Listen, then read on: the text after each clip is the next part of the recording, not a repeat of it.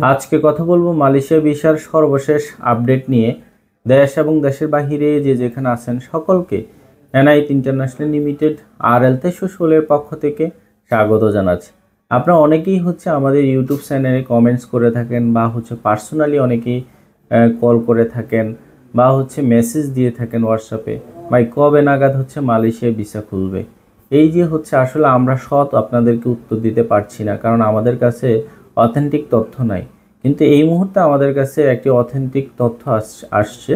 তো সেই ক্ষেত্রে আমি মনে করি ভিডিওটি না টেনে সম্পূর্ণ দেখবেন, দেন আপনি বুঝে যাবেন, আপনার সাথে অনেক কিছু ম্যাচ করবে বা মিলে যাবে।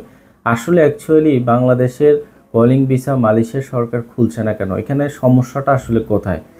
তো মালয়েশিয়ার সরকার, আপনারা ইতিপূর্বে জেনেছেন 21 এবং 22শে মে জয়েন্ট ওয়ার্কিং সভায় বাংলাদেশ এবং মালয়েশিয়া যৌথ একটি সভা হয়। সে যৌথ সভায় একটি বিবৃতি দিয়েছে বাংলাদেশ পক্ষ থেকে, যাতে করে সকল রিক্রুটিং এজেন্সির মালিক বা সকল রিক্রুটিং এজেন্সির প্রতিষ্ঠানগুলো যাতে মালয়েশিয়া কলিং ভিসা কাজ করতে পারে, সেটা বাংলাদেশের ঘোষণা।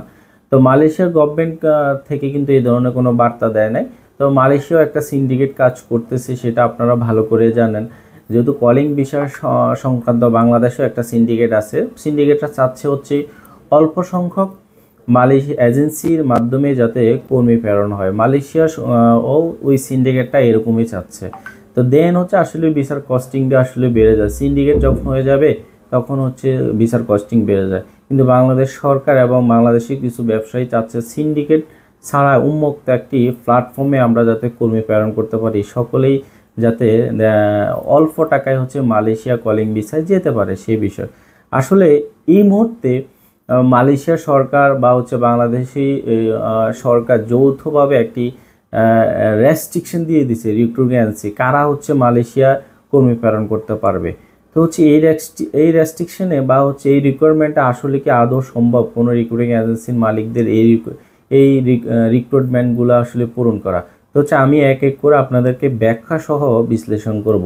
মালয়েশিয়া সরকার বা বাংলাদেশ সরকার প্রথমত যে কথাটি বলছেন, একটা রিক্রুটিং এজেন্সির বয়স ন্যূনতম 5 বছর হতে হবে এবং গত 5 বছরে আপনি 3000 কর্মী মালয়েশিয়া সহ সৌদি, ওমান, কাতার মানে বিদেশে প্রেরণ করছেন, সেটার একটি ডকুমেন্টস লাগবে। 2 নম্বর 3টি দেশে কর্মী প্রেরণ করতে হবে। আপনি শুধুমাত্র সৌদি নিয়ে কাজ করছেন সেটা কিন্তু আপনার হবে না, আপনি শুধু মালয়েশিয়া নিয়ে কাজ করছেন সেটা হবে না। এখানে রেস্ট্রিকশন দিয়েছে 3টি দেশে আপনি কর্মী প্রেরণ করেছেন, এই ধরনের রিক্রুটিং এজেন্সি তারা সিলেক্ট করবে।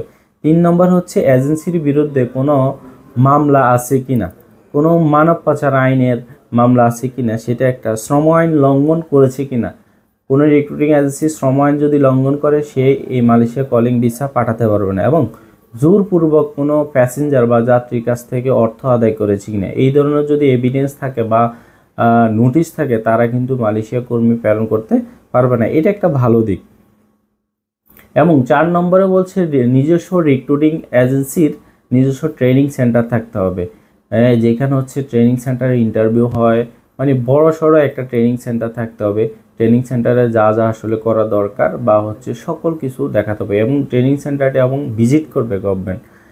5 নম্বর 5 জন আন্তর্জাতিক নিয়োগকর্তা থাকতে হবে। ধরেন একটা রিক্রুটিং এজেন্সি 5 জন লোক বাইরে নিয়োগ করছে, তারা যেমন সৌদি আরবে একজন ডিল করবে, মালয়েশিয়া একজন ডিল করবে, সিঙ্গাপুরে একজন ডিল করবে, কাতার একজন ডিল করবে। ওই রিক্রুটিং এজেন্সি 5 জন নিয়োগকর্তা থাকতে হবে। দেন তারা, এটাও খুব একটু কঠিন হয়ে যাচ্ছে। 6 নম্বর 10,000 বর্গফুট স্কোয়ার অফিস থাকতে হবে। গত 3 বছরে ওই রিক্রুটিং এজেন্সি 10,000 বর্গফুটের অফিস ইউজ করছে, সেই ধরনের এভিডেন্স দেখাতে পারবে। সেটা আসলে বাংলাদেশে এমন রিক্রুটিং এজেন্সি আছে যে 10,000 বর্গফুটের অফিস ইউজ করবে, সেটা আসলে আদৌ কি সম্ভব কিনা সেটা আমার জানা নেই।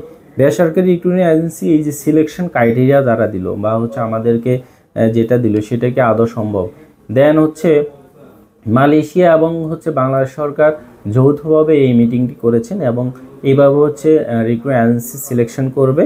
এবং এই ক্রাইটেরিয়াগুলো, এই যে 1 থেকে আমি 6টা বললাম, এই 6টার মধ্যে এই সকল ক্রাইটেরিয়াগুলো ফুলফিল আপ করে 9 এই সকল ক্রাইটেরিয়া ফুলফিল আপ করে 7 নভেম্বর বাংলাদেশ প্রবাসী কল্যাণ ও বৈদেশিক কর্মসংস্থান মন্ত্রণালয়ের সকল এভিডেন্স শো করতে হবে।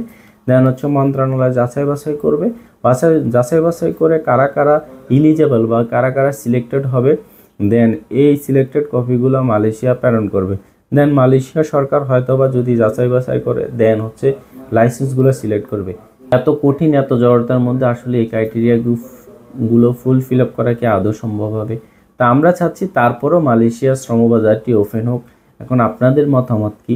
আপনারা কি চাচ্ছেন কমেন্টস করবে জানাবেন।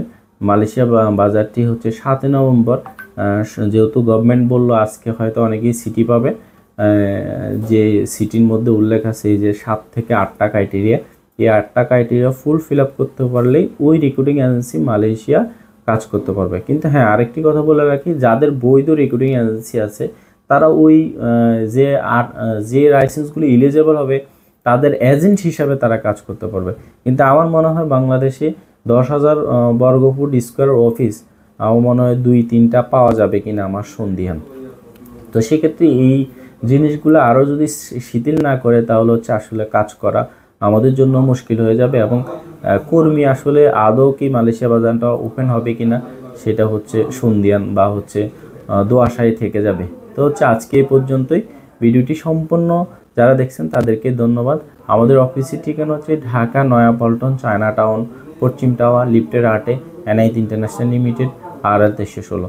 নতুন নতুন তথ্য পেতে আমাদের বস্তুনিষ্ঠ তথ্য পেতে আমাদের চ্যানেলটি সাবস্ক্রাইব করে আমাদের পাশে থাকতে পারেন।